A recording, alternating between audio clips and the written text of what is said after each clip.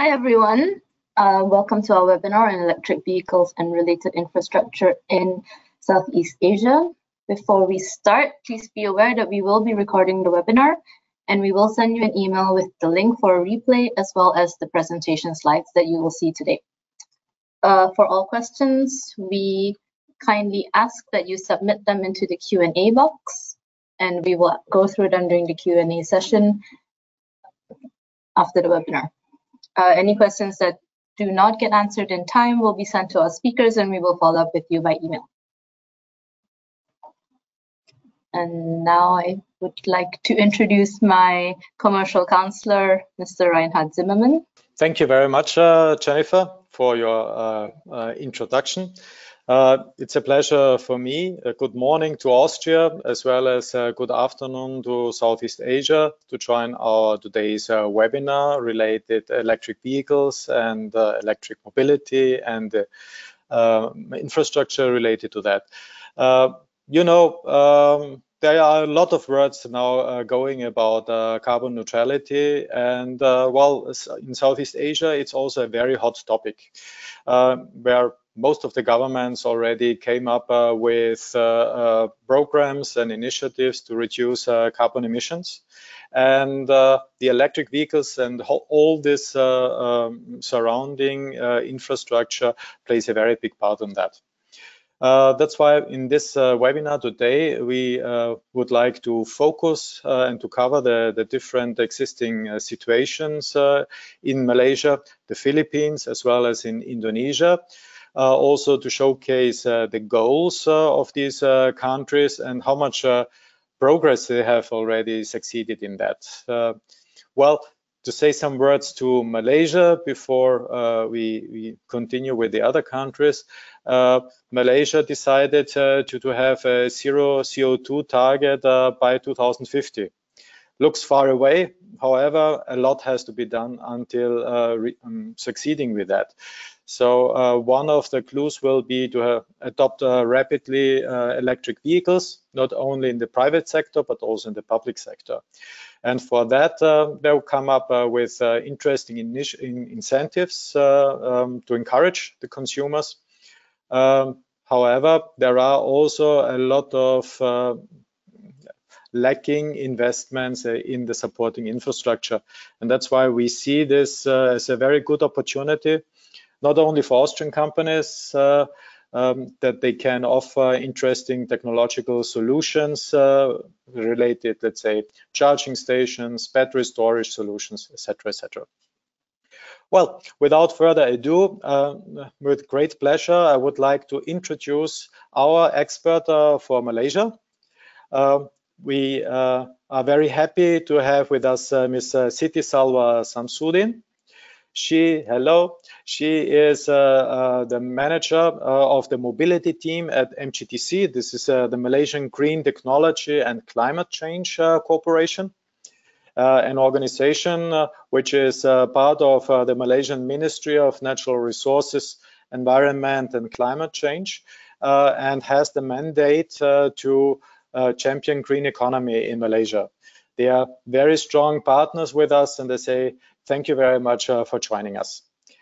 Ms. Salwa works closely with industry partners, with agencies of the federal government, as well as different ministries in order to develop studies and programs and to support with the implementation with a very new and interesting blueprint, namely the low carbon mobility blueprint.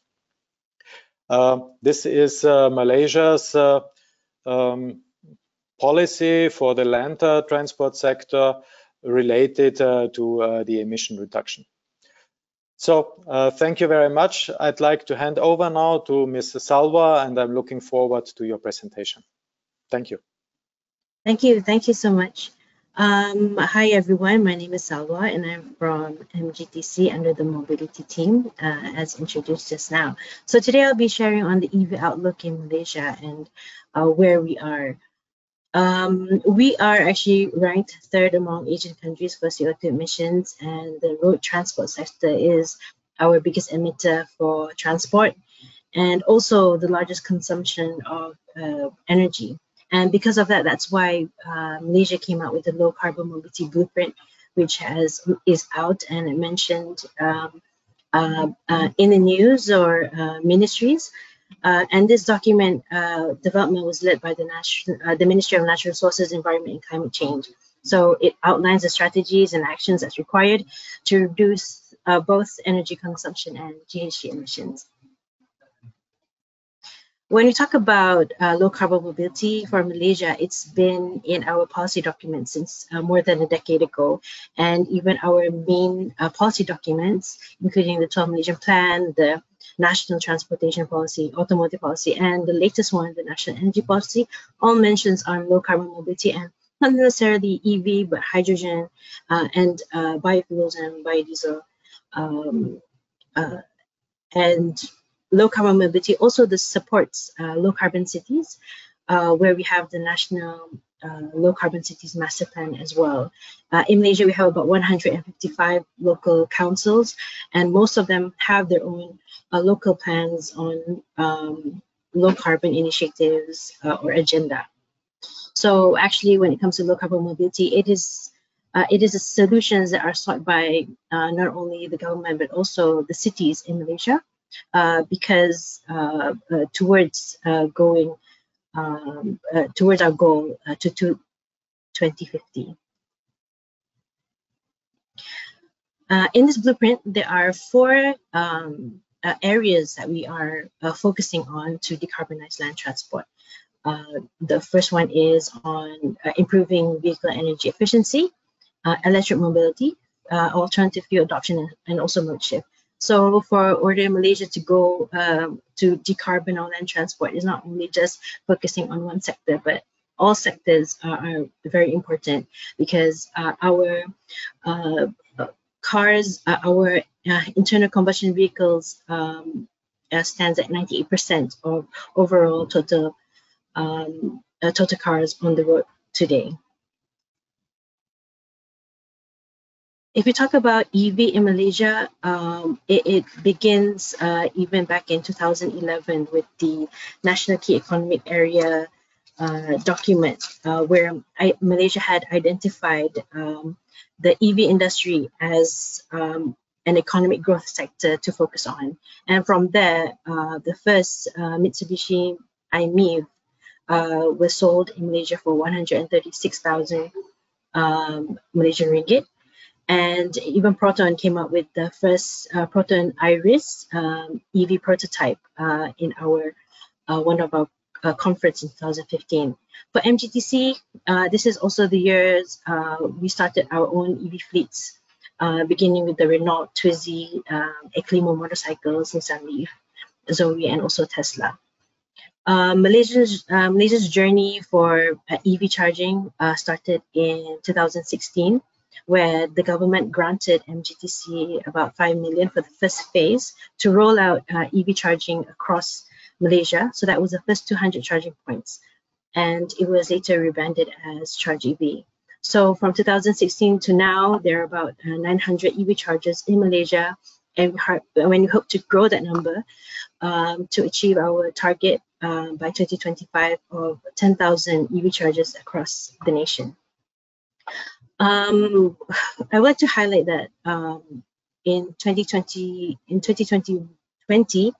up to now, there are a lot of developments in the EV space with the National EV Task Force chaired by the Ministry of Internal Trade and Investment, where all our ministries had come together to look into the challenges that are becoming the barriers in EV adoption for Malaysia. And EV has become a national agenda, and even in the budget 2022 and 2023 for Malaysia, a lot of incentives has been announced, including import duty, sales tax, and road tax exemption.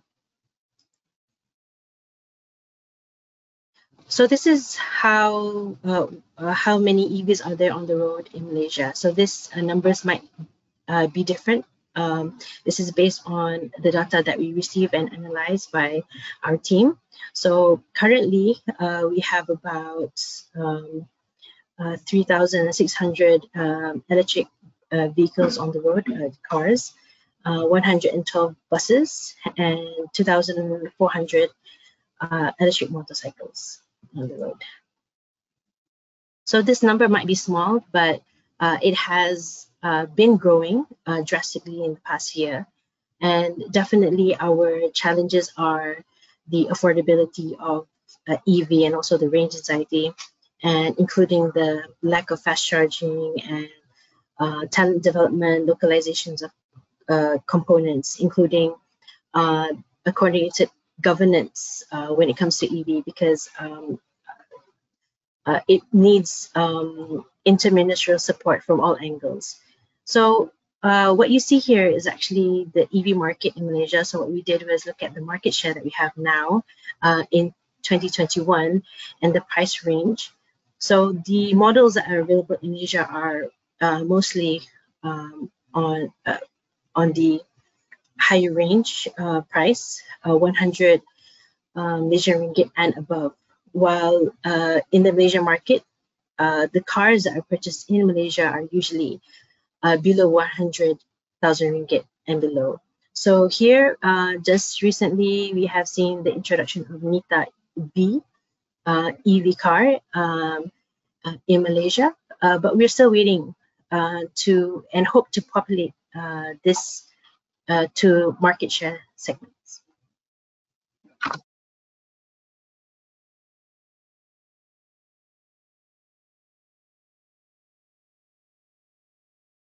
So here is how many chargers that we have now. In Malaysia, there's about 90 and 78 public charging stations. Our goal is to achieve 10,000 public charging points by 2025. And as I mentioned, there's a lot of interministerial coordination and collaborations required from all stakeholders. And currently, a lot has been done to actually reduce the approval processes required, and also to help charge point operators and car manufacturers to bring in more cars and install more chargers in Malaysia. So MGTC's role in low carbon mobility is that we, I would like to say that we preach the low carbon mobility blueprint. And from this study, we have 18 studies in the pipeline that are for policy development, including EV adoption. And together with our stakeholders, we have pursued engagements to actually drive the EV adoption. And through our My Hijau Mark and also the iGEM, we connect and assist industries on government policies or incentives. Other than that, MGTC's role is also on capacity building, participating in module development for competencies, especially in EV charging and also eco-driving module, anything that is related to the strategies to decarbonize land transport.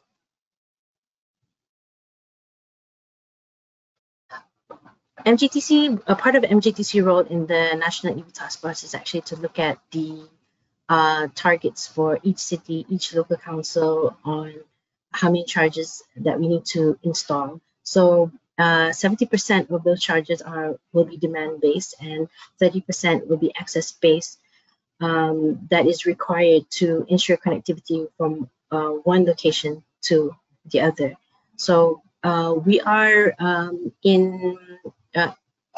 working with the federal government to help roll out these charges in terms of support on policies and incentives and approvals, enhancing the approval processes.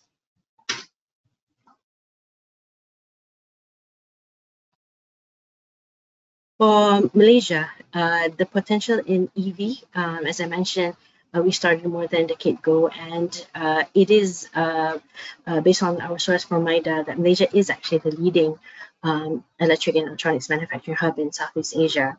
And from the policy support and clear directions from the government, we have placed a 15% TIV by 2030 and having that 38% EV share by 2040. And we also have a strong automotive industry, which contributes up to 5% of the country's GDP. And for the past year, we have seen a lot of growth in the EV sales. We can say that it's actually a 5% leap compared to previous years. And a lot of investment has been put in the country related to EV. So in the budget 2020, there were various incentives that also announced, and we hope to see more incentives in coming years. And definitely our Ministry of Finance has always been talking about bringing in more affordable EV cars into Malaysia. So that is our target right now, to make EV affordable for the people. And the government has, that has been the government's focus right now.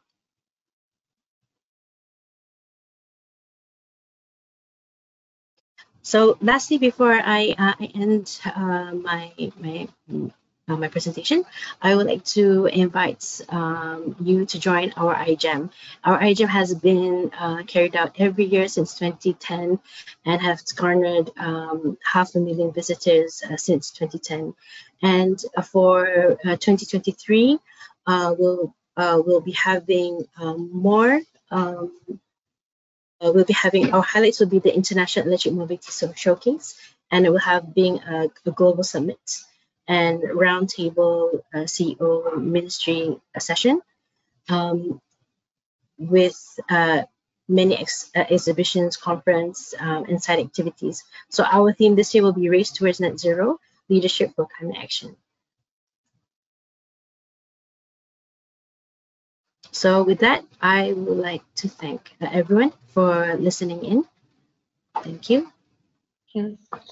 Thank you so very much, Siti Salwa, for that very insightful presentation about Malaysia and what's been going on in Malaysia. And from Malaysia, let's move over to further east to the Philippines, and welcome and hello from Manila. I'm very excited to be here, and I'm extremely excited to have one of the spearheads and the superstars when it comes to electric vehicles in the Philippines. And this is Freddy Tinga here with me.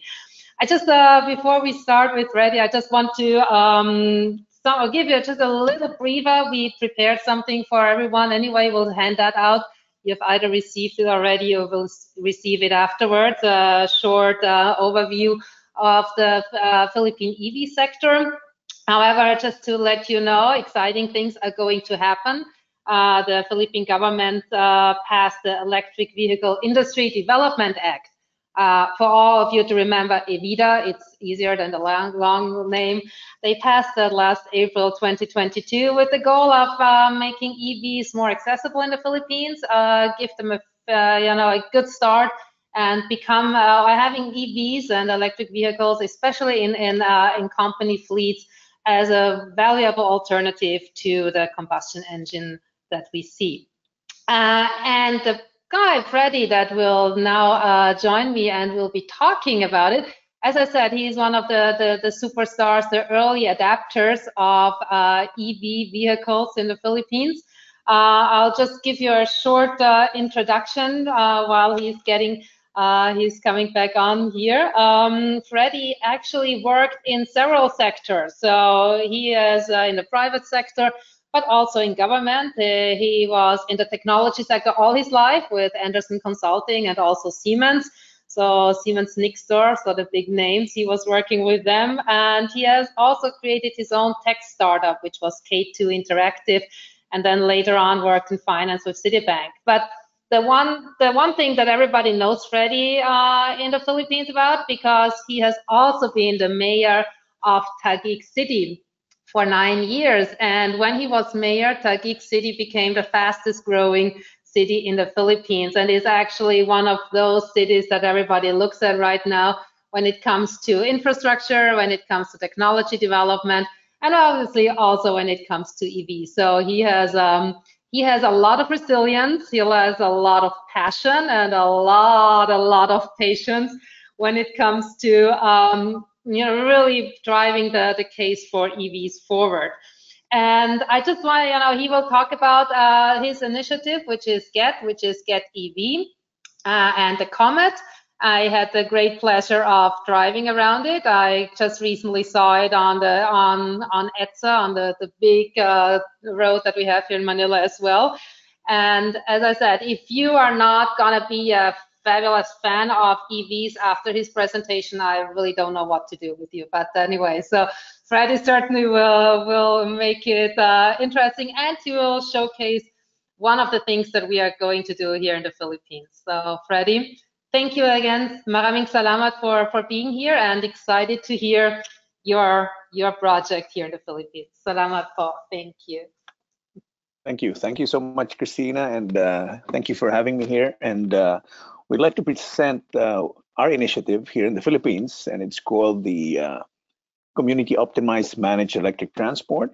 As Christina said, my name's Freddy Tinga, and I am the president of a company called Get, Global Electric Transport, and this is how we're trying to fix the basic problems of pollution and traffic in places like the Philippines. Next slide, please.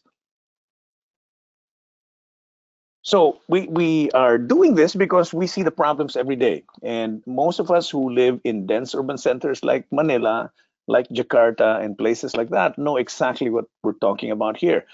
Here in the Philippines, the main cause for traffic and pollution is a vehicle called the jeepney. It's about a minibus, 6-meter size vehicle, and we believe it is high time to address this particular transport solution and come up with something better for markets in Asia, in Latin America, and parts of Africa. Next slide, please. So pollution and traffic, things we face every day. And as Christina said, I used to be the mayor of a city called Taguig in Metro Manila. And I tell people this all the time, that if you want to see the problems up close, join politics, join local government, and you see the problems every day. However, if you want to innovate and be creative, sometimes it really is better to step out of government and come up with solutions where you can take a few more risks without getting your head chopped off. So this is why it really will depend on a lot of private sector and government coordination and cooperation to come up with these solutions. Next slide, please. So we've seen two major technologies coming on board with regards to the field of transportation. One, which is what we're talking about today, is the electric vehicle replacing the internal combustion engine. And the other is the smartphone as a means of managing transportation in a city or in any location. So we said, okay, these two things should be put together, and they should be used to address not just the private transport issue, but more importantly, public transport. Next slide, please. Yeah, by putting those two technologies together, we said, okay, we don't really want to go into the world of the electric cars. I mean, there's enough people doing that. And I don't want to be just in the tech or software platform side. We said putting them together will allow you to create a low cost, very cost effective, zero emission solution. And, you know, as much as we looked around the world for people doing this, we couldn't find them. Putting together hardware and software to create a zero emission transport solution for dense urban centers, it just didn't exist at the time. So next slide, please.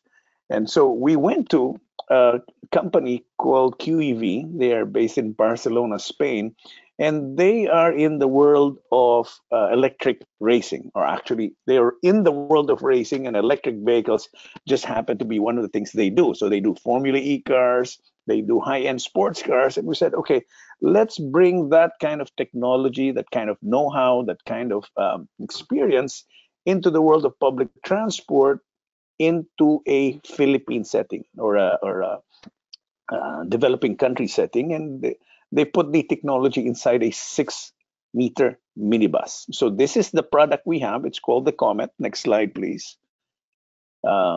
And we build it out of another manufacturing partner called EV Dynamics. So this is custom built to our design. It is 6 meters. It's air conditioned. It's got fast charging capability. So again, unlike the most of the electric vehicles out there that people are pushing to countries like the Philippines, this is a grade A electric vehicle that we engineered for an emerging market situation. And so it can fit 30 people.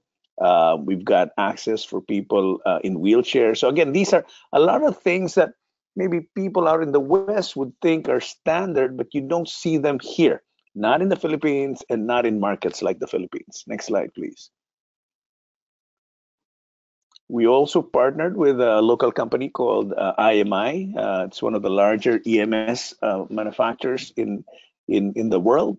And with this, we get to roll out our own fast charging network. And so as you'll notice, what we're doing is we're putting together all the bits and pieces needed for an electric transport ecosystem. And unfortunately, that's what you need to do. That's what we found out. You can't be just doing one of the bits and then waiting for other things to come along. So the question, which comes first, the chicken or the egg? Which comes first, the charger or the electric vehicle? The answer is both. And so unless you're involved in both of them, then you're going to be waiting a long time. Next slide, please. And on top of that, like we said, we put in the app. So we developed our own smart app, which allows us to track the vehicles, track the riders, and essentially create a very intelligent transport system. Next slide, please. So, well, this is, I'm sure, pretty standard for anyone who is in the transport space. When you go to an emerging market, it's very rare that you will see a group that puts this all together. The technology on the fleet and passenger management, the fast charger network, and then the electric vehicle to boot. Next slide, please. So again, we emphasize this is, I think, one of the strengths and one of the reasons why we've been able to do what we've done, why we've been able to pull this off, is we have all the pieces together under one umbrella. It's not easy, it's not cheap, and this is the reason why a lot of groups we work with are complaining that government's not doing enough because one or more of these things isn't there. And again, from our experience, unless you are involved in all these pieces, it's really tough to do. Now, this is not what they'll teach you at business school. This is a solution with a lot of moving parts. It took us a lot of time to put this together. But once you're able to do it, then you're able to create something that works from day one. So we can come in. Essentially, it's a plug-and-play solution, and we offer this to corporations, public transport organizations, and they don't really have to do much, and we run the whole thing for them. Next slide, please. So last year, we did over 1 million kilometers. We had 60 vehicles on the road, 65 vehicles on the road. We carried 500,000 passengers and reduced the carbon CO2 emissions by 500,000 kilograms. There is also a place in the Philippines called Baguio, which is one of the highest locations in the country. It's got very steep roads. And, because the experience with electric vehicles had been limited to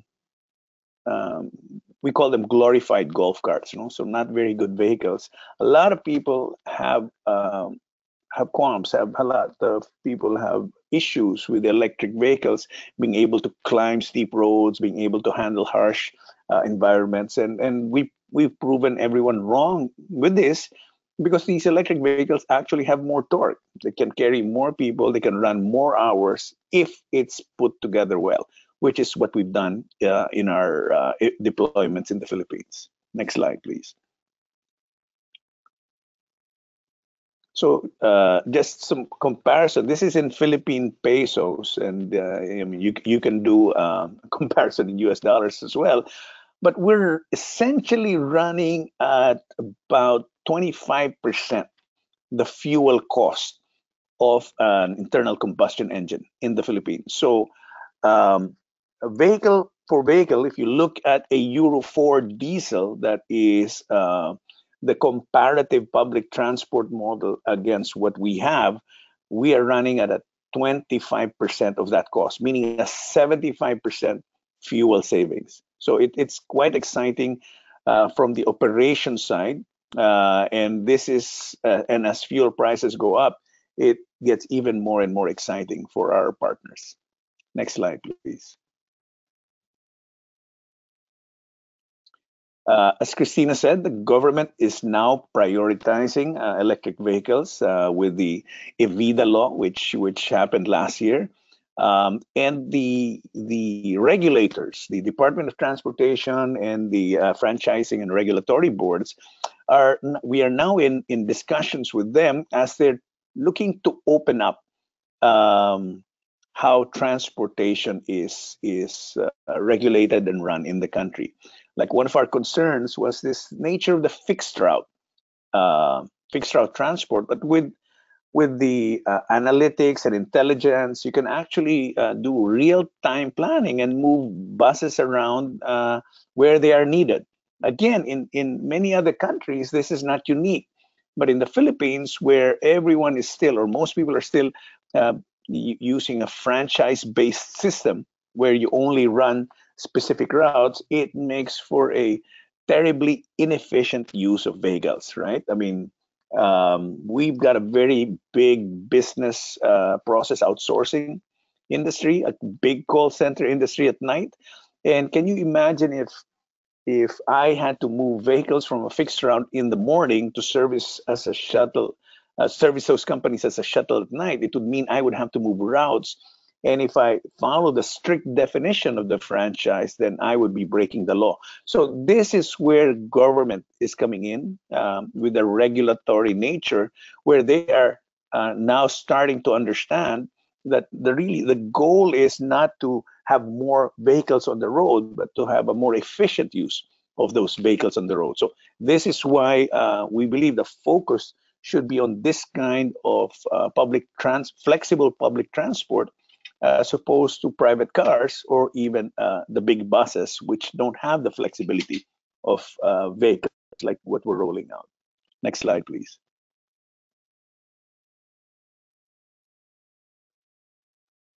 The other thing we're seeing with our vehicles is, I mentioned earlier, we are the only public transport vehicle in the country that got a wheelchair ramp. Again, this is something people in the West take for granted, but in the Philippines and countries like the Philippines, these things become nice to haves.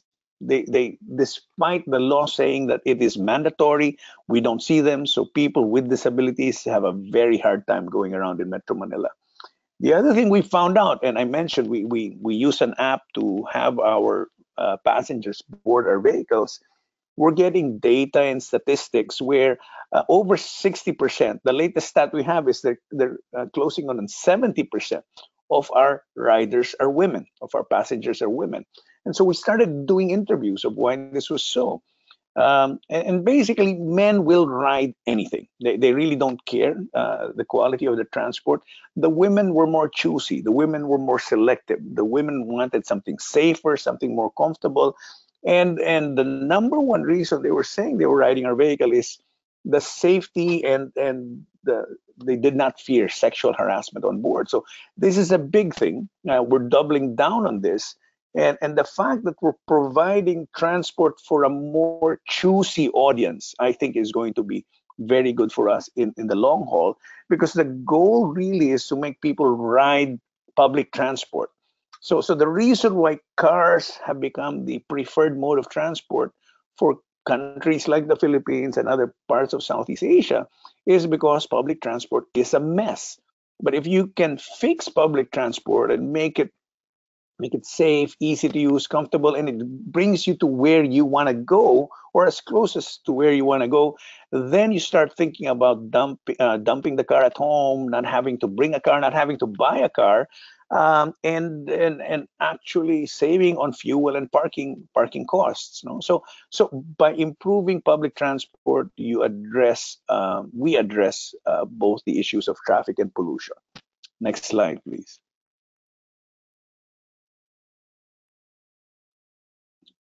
So that has become our mantra. Our vehicle, the 6-meter, 30-passenger minibus, is more of a Goldilocks solution for us. It's not too big, it's not too small.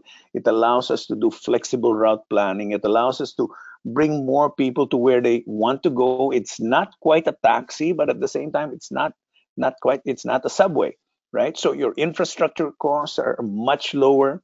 You have less vehicles on the road, and we become a community solution. And that's really what we're going for. Next slide, please. So we've become the preferred vehicle for transport organizations who are mandated to modernize their vehicles. There are about 500,000 of these jeepneys in country, both legal and illegal. So they're choosing us. We've got over 700 of these guys signed up, and we should be hitting about 1,000 units signed up for conversion within the month of May.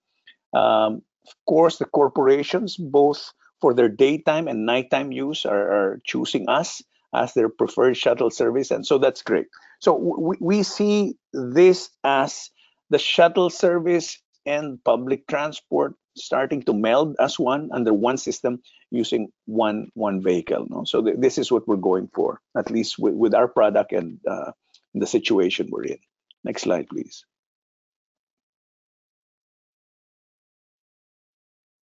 So that really is a lead-in to an explanation of what our business model is. Our business model is mobility as a service. We are not here trying to sell the vehicles and then let it be at that. The vehicles are quite expensive. If you want to build a quality electric vehicle, as was mentioned earlier in the previous presentation, they are on the high side. And you tack on a margin on the vehicle, it becomes even more expensive. So our model is really to look for partners, whether it's jeepney operators or private groups who want to get into the shuttle service business. They co-invest with us in the vehicles. They pick up half the cost, we subsidize the other half, and then we do profit sharing. So this is our way of creating an inclusive transport solution. We try not to eliminate current players in the transport market. And then we do all the heavy lifting. We roll out the fast charger network. We guarantee battery service, maintenance, and replacement, which is one of their common concerns. And then since we don't really make a profit on the vehicle, we've got a long revenue stream over the lifespan of the vehicles running. So we trade in the quick short-term profit for a longer-term operating revenue. Next slide, please. Hi, Christina. Yeah, we got 1 more minute, Freddie. Then okay, it's Indonesia. Okay. Yeah, let me just rush through this. So next slide, please. So with the data, we're getting to see all the requirements of our passengers, which allows us to service them better. Next slide, please. We, of course, make a lot of global noise. When President Obama and Prime Minister Trudeau came over, we were, well, in Obama's case, the only company he visited, and with Trudeau, we were one of two. Next slide, please. And the situation in the Philippines is pretty much the situation anywhere else in the world that's a dense urban center. So what we see as a solution for the Philippines could just as easily be applied to a lot of the dense urban centers in other countries in the world. Next slide, please. And so that's always been our goal, was not just to build a better vehicle. The mission has always been to help build a better world. So again, thank you very much for the opportunity to present, and we'll look forward to answering questions from the group later on. Thank you very much, Freddie from the Philippines. Warm welcome from Jakarta. My name is Sigmund Amity. I'm the commercial counselor here in Jakarta. And today we have a special guest speaker, Mr. Agus Chahayana. Indonesia has a lot of potential in the battery electric vehicle field. A lot has happened. A lot is happening at the moment. And Indonesia also has the raw materials for the production of batteries and the battery electric vehicles. Today we have a special guest speaker, Mr. Agus Chahayana. Mr. Agus Chahayana is the special advisor for industry development acceleration for the energy and mineral resources sector to the Minister of Energy and Mineral Resources of Indonesia. Mr. Agus is also the main commissioner of the Indonesian Battery Corporation, which is a special instrument which was founded for the setting up of battery industry here in Indonesia. Mr. Agus has had several managerial positions in the Indonesian Ministry of Industry. Amongst others, he was Director General for Metal, Machines, Electronics, and Other Industries. He was Director General of Small and Medium Industries. He was Director General of the Industrial International Cooperation, and he was Secretary General of the Indonesian Ministry of Industry. It is a great honor, Mr. Agus, that you're here today, and you have a lot of insight into the battery electric vehicle field here in Indonesia, and we are very eager to find out what's happening in Indonesia in this sector. I would like to pass the word to you, Mr. Agus, and I will now go out of the picture, so the screen is all yours. Thank you, and good afternoon for everybody who joined in this program. I would like to extend my deep appreciation to the Australian Embassy here in Jakarta that allow me a chance to present before you Indonesian concern and its current development concerning electric vehicle and our infrastructure.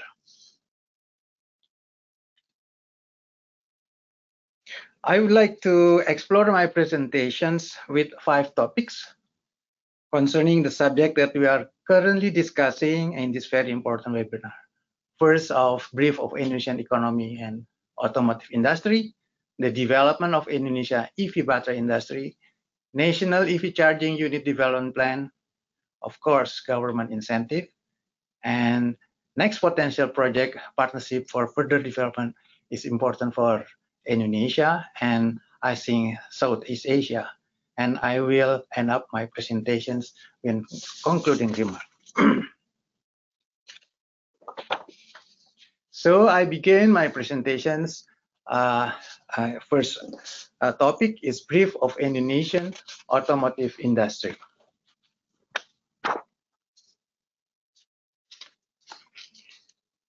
Indonesian economic growth in 2022 increased by 5.30% compared to 2021.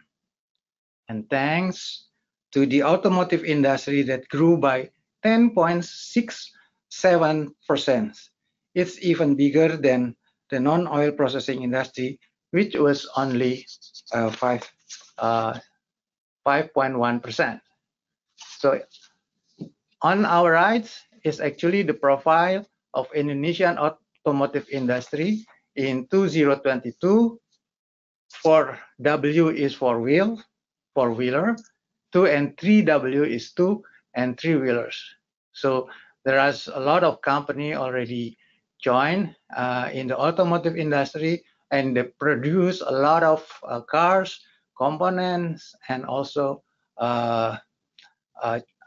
develop a lot of business in Indonesia.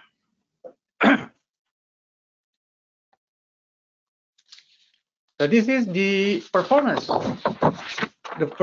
of Indonesian in automotive industry in 2002. So the productions of internal combustion engine four-wheeler industry in 2022 grew 31% by 1.44 million units compared to the previous year with the productions of more than 1 million units. Sales was 1.44 million units, or grew by 18%, and CBU export achieved 473,000 units, or increased by 61%. The sales of internal combustion engines on 2022 to 2021 increased by 3.2%, and compared to the year of 2021.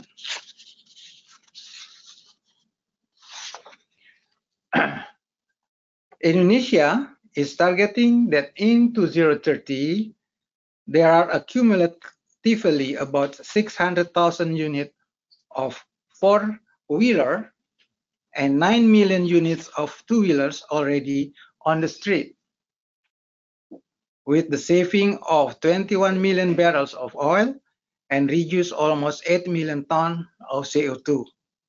Today, there is a significant number of assembling companies already in the operation of the country. So like in the buses, there are 5 companies, 3 companies in four-wheelers, and also 45 companies in two-wheelers and three-wheelers. So Indonesian motorcycles produce about 6 million unit motorcycles per year, and for ICE. And here actually the number of new in EV company will also play important roles for the EV and EV development ecosystem in Indonesia.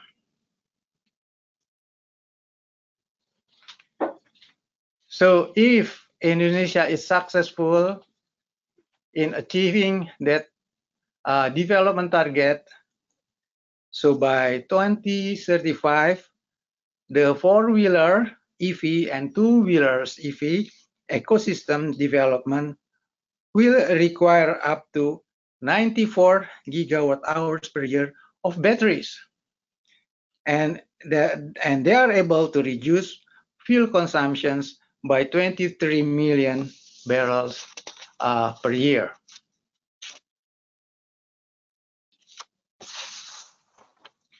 Now I come to the second part of my presentations. The first is about the automotive. The second is about the development of Indonesia EV battery industry.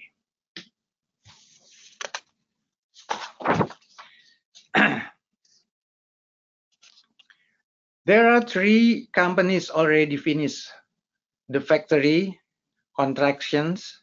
2 companies are ongoing process of constructions, and 1 is in the process of developing joint venture agreement with its partner to refine the nickel. So you can see here, the battery require a lot of the element of battery: graphite, aluminum, nickel, copper, etc. And nickel is among the main important things of the battery. So this is the 5 companies already on air, and there will be another one, PTIBC, which will on air, I think, late of this year or in the beginning of next year. So with this, Indonesia is number 1 rank in the world in nickel. And then EV required battery, and battery, the main component is nickel. So Indonesia has become an exporting country of batteries materials for so many years. The said materials such as bauxite, nickel, copper, etc. They are important for EV battery.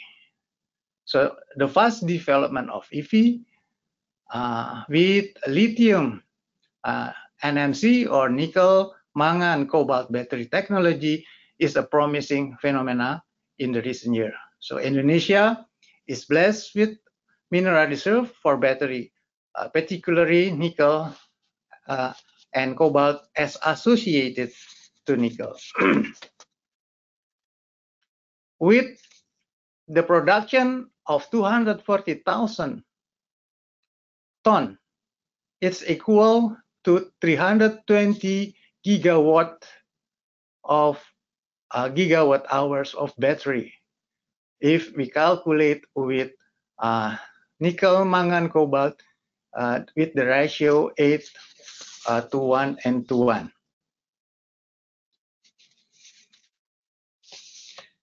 So with this 320 gigawatt hours battery refined materials in 2030 compared to our domestic, this one is our domestic demand, which only 12 gigawatt hours, means that our production capability already 33 times or equal to 8.5% of the world increment demand for producing battery in the 2030.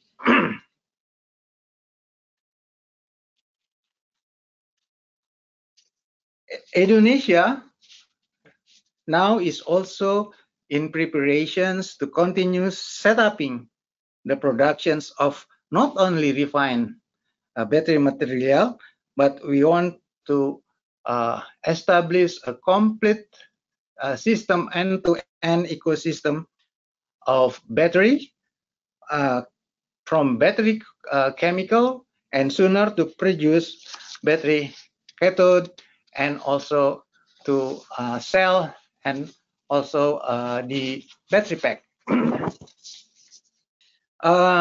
So if, in 2019, the government formed a team to study in establishing a nickel processing industry to become battery. So the team recommend that an integrated EV battery ecosystem industry consists of nickel sulfide, precursor, cathode, cell, until to its pack industry should be established. So finally, the government set up an EV battery ecosystem company named Indonesia Battery Company, or IBC, in 2021. IBC is owned by 4 big SOE shareholder company or state-owned enterprises, MindID, Antam, PLN, Pertamina, and then with the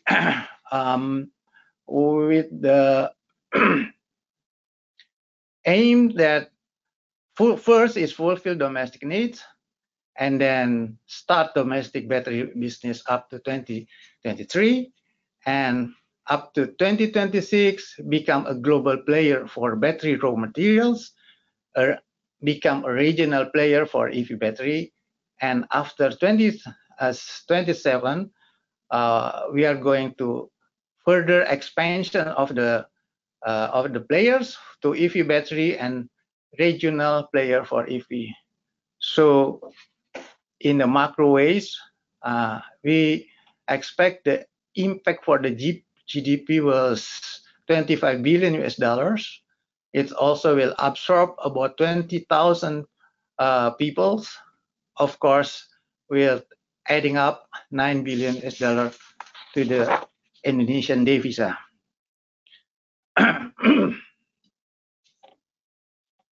So the strategic partnership in developing EV battery ecosystem, since I already explained that the demand of Indonesia is still limited up to 2030. That's the reason why IBC has dealt with many battery manufacturers in the world since 2019 and successfully attract the biggest battery makers in the world to establish industry of end-to-end EV battery value chains. So you can see here that Indonesia is actually only export mineral, so we can add up with the smelting and refining 11.4 times value added, increase by 19.4 value added, and if it is cathode, almost 40 times. If it is going to be battery, it almost 70 times. So we hope that if it is successful, it will create a lot of impact to the economy, and also for the economy of the regionals where the mining is located.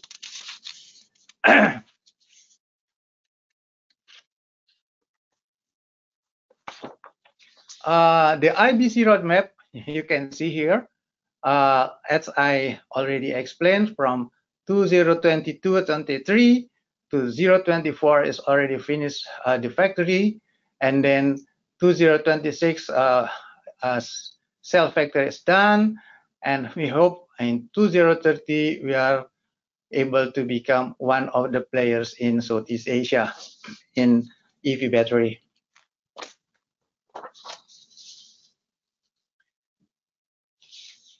Ladies and gentlemen, I think that one is the presentation of EV battery, and I will continue to explain to you about the Indonesian battery pack supply capability.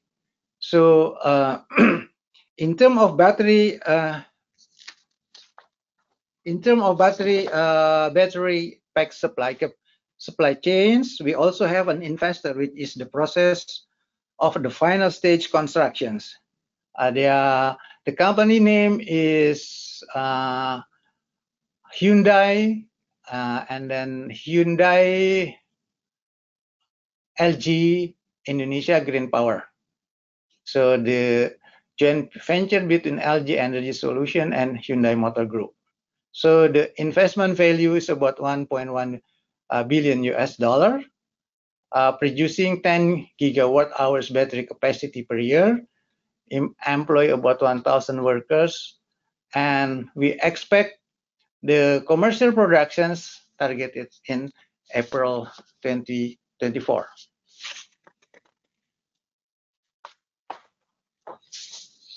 In terms of battery recycling process, an investor in this business has invested in our country at Morowali. Morowali is in the east part of Indonesia. The factory is expected starting operations in this June 2023, producing about 40,000 per ton per year, processing 40,000 per year use lithium. The productions is 24,000 ton per year nickel or cobalt hydroxide, and 510 per year lithium carbonate. And then the operation, we are expected to start this year on June.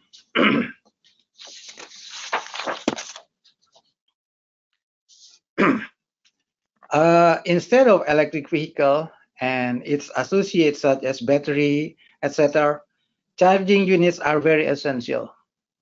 Therefore, the government developed a target that in 2030, there should be about 32,000 units of charging stations are available, already installed across the country. One Indonesia company has successfully developed EV charging unit. They are able to produce slow charge, fast charge, and even ultra fast charge. This is very meaningful for Indonesia to boost up EV ecosystem in the future. In two-wheelers of EV, now there are 9 companies has been working to serve the motorists across big main cities.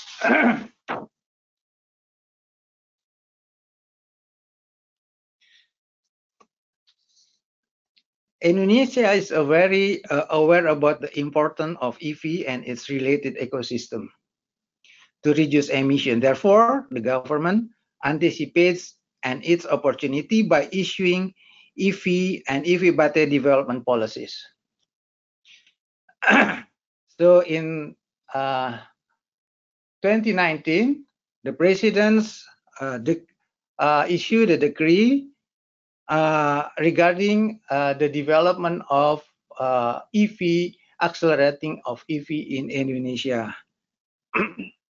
And the regional level of government is also do the same. So they're also issuing a lot of regulations that wants to make the motorists easy to and comfortable to use the road in Indonesia. So from supply side approach point of view, an EV manufacturer can enjoy various available incentive if they are able to achieve the local content. For instance, up for the four-wheelers up to 2021, they have to achieve 35%. Up to 2023, they have to achieve about 40%, and 60% up to 2030. The incentive consists of two areas: in supply side for manufacturers, and for the demand side is for the consumers.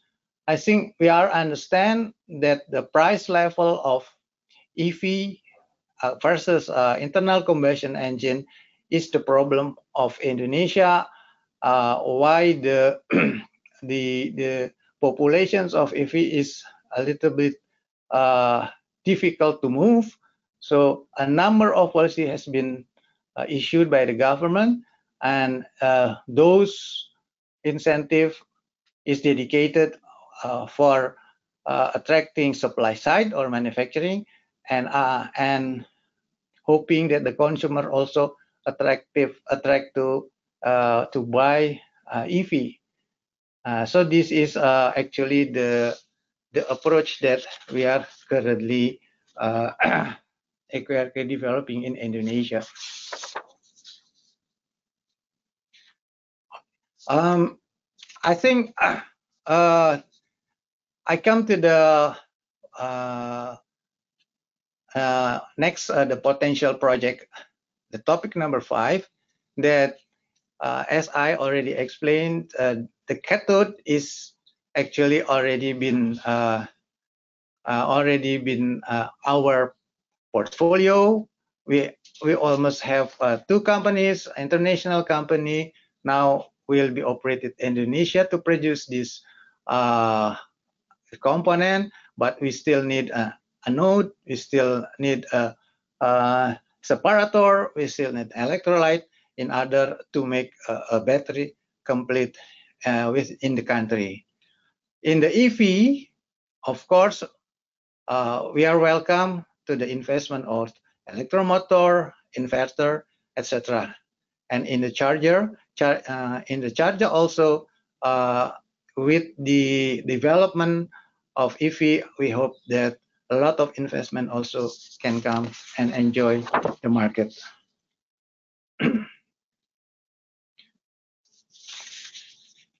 So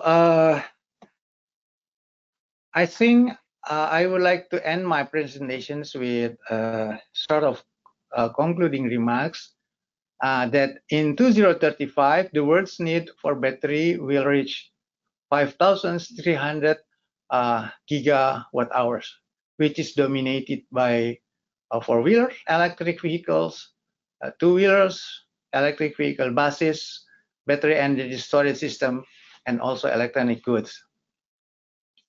So since Indonesia has the world #1 in nickel reserve, which is the main component of lithium NMC battery, so that Indonesia has the opportunity to become one of the global battery system. The Indonesian government anticipate this opportunity by issuing many regulation in EV and EV battery development policy in central government as well as regional government. The community and business the community and business community has been already responding to this policy, where the populations of EV vehicles is increasing rapidly in the 4 wheels, 2 wheels, and component electric vehicle industry also are starting to grow. It has been recorded that manufacturing of EV vehicle have grown as follows: 3 company of 4-wheelers, 45 company of 2-wheelers, and 3 company of buses. The EV battery industry ecosystem is also growing.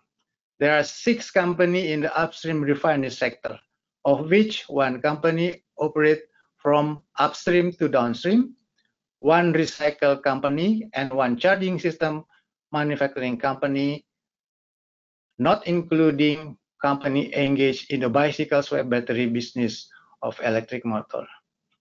With the enthusiasm of people and business like this, and the seriousness of all levels of government, we are optimistic that the EV era in Indonesia will soon be realized, and it is hoped that by 2030, Indonesia will have become one of the global players for EV battery. Indonesia is welcome to developing existing business of working or further investment in supporting component for EV vehicle as well as EV battery in Indonesia. That is end of my presentation. Thank you. Thank you very much. And now we'll just quickly move on to the opportunities for Austrian companies. This will be fast, as most of our speakers have covered them already. So for Malaysia, as Ms. Salwa has mentioned, there is a focus from the government to develop charging infrastructure. There's a target of 10,000 charging stations by 2025. Fast charging is also important. The government also has incentives to develop support services such as for operation, maintenance of the charging stations, battery disposal, battery storage, renewable energy. There's also a lot of incentives for the adoption of EV by consumers, including subsidies for home charging infrastructure, zero tariffs for import of vehicles, road tax exemptions, and so on. There are also incentives for developing critical components in the EV ecosystem, also for manufacturers of charging equipment. There would be tax exemptions and tax allowances as well. And as mentioned also by Ms. Salwa, there is a strong E&E supply chain as well as automotive assembly here. So investing in the EV infrastructure in Malaysia would have you would have a good ecosystem of support. There's also an initiative by the government called the BEV Global Leaders Initiative. This would be to allow foreign manufacturers of cars to distribute cars without an AP permit, which is currently one of the challenges in Malaysia. In the Philippines, there are also a lot of fiscal and non-fiscal incentives for EV manufacturing and assembly, charging infrastructure, battery manufacturing, also for the import of EV and their components, for both the importers and for the consumers. As this is a constantly developing industry, our colleagues at the Manila office will be happy to help you and keep you updated on this.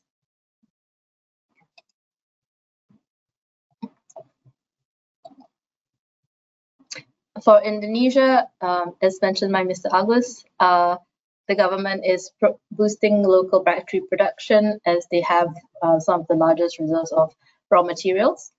Also a lot of fiscal and non-fiscal incentives for foreign investment, with opportunities in charging technology and infrastructure, as well as battery components and refurbishment. And also, of course, Indonesia being one of the largest markets in the world has a large domestic market, and the government is giving incentives for the purchase of EVs. And we will now move on to the question and answers session, as we have had quite a lot of questions come in already.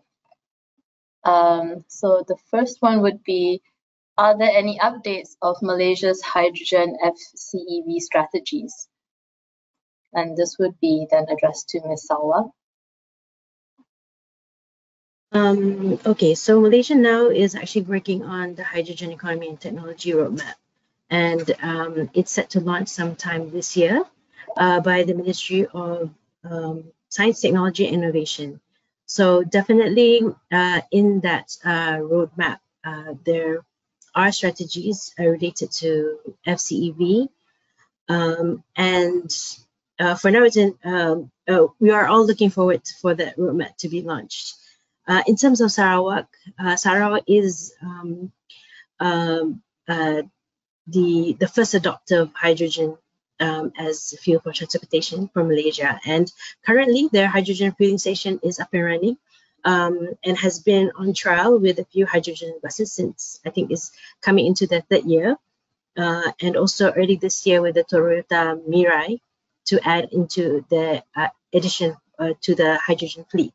So actually, you can check Sarawak Metro's website, because currently they're calling for expression of interest to supply hydrogen buses, as they are going to embark on a autonomous rapid transit system sometime in this maybe next year. But do check out Sarawak Metro's website for further details. We've also sent the links to this website to all participants, so don't worry about that. Could I just get all of our speakers to get on camera as well for the rest of the Q&A session? Our second question will be for the Philippines. Is there any green hydrogen initiative in the Philippines as well? You know, that's an interesting question. A group just reached out to us about this, and for now, none. There's no hydrogen initiative I know of here. Yeah. Okay. There's another question for Malaysia, which is,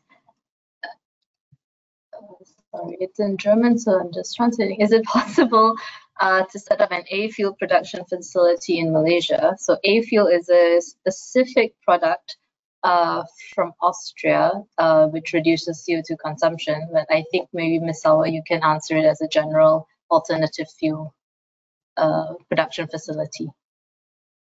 Okay, so actually cities in Malaysia and also the government, the states, are actually looking into low carbon fuel alternatives. So we have proposals on biochar, biofuel, and a few programs on biodiesel. Even companies in Malaysia, the big companies, are also looking into alternative fuels in their path towards going zero carbon emissions. So definitely, this is something that Malaysia can go into and embark on. Okay. Next question would be for Indonesia. In what areas do you see potential for Austrian companies in Indonesia? As I already explained in my presentation, a lot of technologies matter will required by EV development. I've been visited many capability in Austria, in R&D, and also industries. So I think the cooperations between the two countries in this area is most welcome. And then also the cooperations not only between the companies, it's also in the government level as well. Okay. That's great. And again, for now, the Philippines, I think also, and Malaysia, similar question is, in what areas or sectors could then Austrian companies cooperate with local partners? So maybe the Philippines first. Yeah, I think the field is wide open here in the Philippines, and it's really a matter of Austrian companies or companies from anywhere, for that matter, understanding the local environment. You know, a lot of times it's trying to push a product, trying to push a technology solution without understanding the local scenarios, and I think that's what's important for any company trying to come over. Ms. Sawa? I think it's also the same for Malaysia. The EV industry actually opens up to other new markets. So this is where, for example, like battery as a service, and to help on manufacturing of local components, on recycling waste, battery collection, remanufacturing, repurposing of batteries. I think what Austria can come in is actually to cater to the supply chain and infra that comes with having an EV industry. Okay. Another question for all of the countries: how do the countries want to produce the electricity needed for EV mobility?